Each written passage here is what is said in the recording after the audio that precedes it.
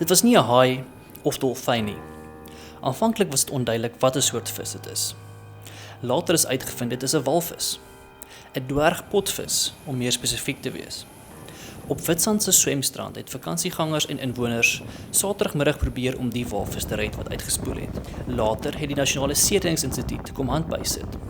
Hulle het die walvis in 'n harnas geplaas en tot agter die branders getrek en daar gelaat.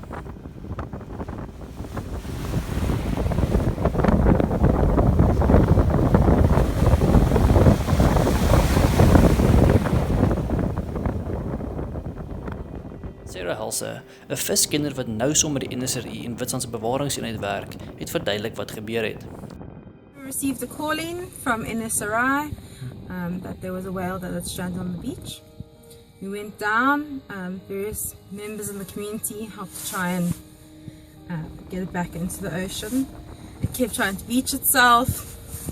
We tried quite a few times. NSRI utilized their vessel and we tried to get it out to sea with their boats into deeper water. The problem with these whales is they normally live off the shelf, which is why they need deeper water for their sonar to work properly.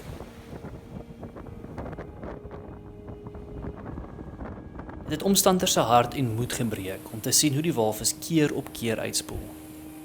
Beached itself again later on in the evening after we got it to deeper water, and at that point it was too tired. So we left it overnight. We didn't have any more people to keep going, and this morning it had passed away.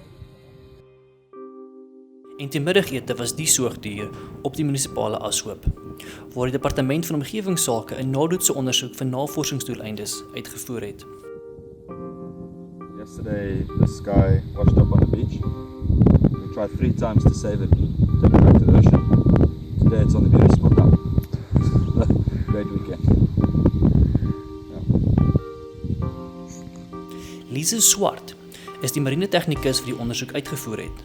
Volgens haar is daar gewoonlik 'n goeie rede waarom 'n walvis uitspoel, en is dit gewoonlik beter om hulle dan nie te probeer red nie.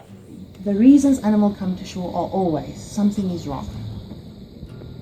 And that's why they come ashore. They don't just come ashore for no reason. So they're either sick, boat strike, old age usually, or parasites, disease, that type of thing. And when they come ashore to strand, it actually doesn't help to try and refloat them. They will just re-strand again. If they have come ashore as a mass stranding, and you would like to return them then, because it's usually the lead animal then that would have stranded, then you have to return them to water of over 350 meters depth, which just a K or 2 offshore is not going to do. It's not good enough. And a place like Witsand, which is out in the sticks, is not going to have the facilities or equipment to be able to do that. So when it comes to deep water animals, when they strand, it's no use trying to refloat them. The most humane thing would be to euthanize them as quickly as possible to put them out of their suffering. Especially with that type of animal that's a deep water animal, you know it's not going to make it. So both the pygmy sperm and dwarf pygmy whale, they both come out. We'll probably have about, I think this was the first one this year, but I think last year we had about 4 or 5.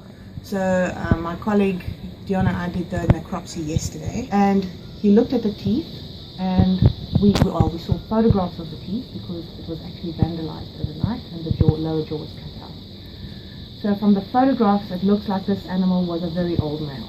We know it was a male, and if the teeth get worn off over age, then you can say, well, maybe it died of old age. We will never definitively be able to determine cause of death unless there is something very obvious, like a total parasite infection or bleeding on the brain or a definite bruising from boat strike, that type of thing. Or we find copious amounts of plastic bags in the gut that we find quite often in dolphins and whales. So plastic pollution is a big problem for these animals.